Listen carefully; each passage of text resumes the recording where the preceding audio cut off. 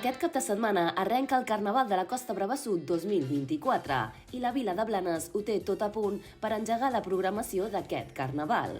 Enguany, Blanes incorpora una gran novetat i es tracta de la recuperació de la sala de concerts del Casal Jove.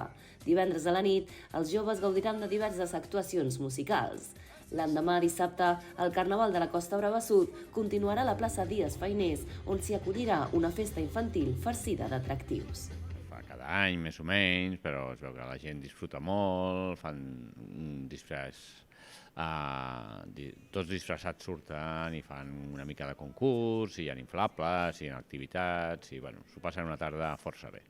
Bueno, venen una mica desmadrats, com aquell que diu, ja que com no estan habitualment amb la roba que porten, doncs venen il·lusionats i bueno, si a sobre s'emporten alguna coseta per poder fer a casa, que són regals típics de poder escriure o entrades del teatre, coses d'aquestes, estan il·lusionats. Això és el que també es demana moltes vegades, no? Perquè potser amb 4 papers i 4 flors i 4 plomes se fan una disfressa més que una comprada, que és molt fàcil comprar-la o demanar-la per internet o coses d'aquestes, no? I bueno, intentarem que siguin ben valorats tots els disfresses que vinguin. Alhora, tota la càrrega festiva la incorporarà la Rua de Carnestoltes el diumenge.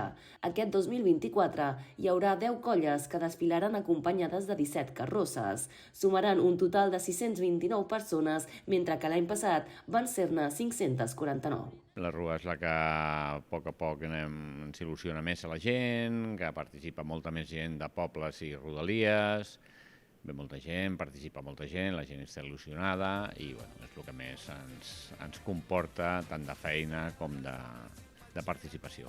Després dels anys que vam passar fa uns anys, estem recuperant a poc i de cara a anys següents, aviam si podem seguir ampliant, perquè antigament sortien forces més.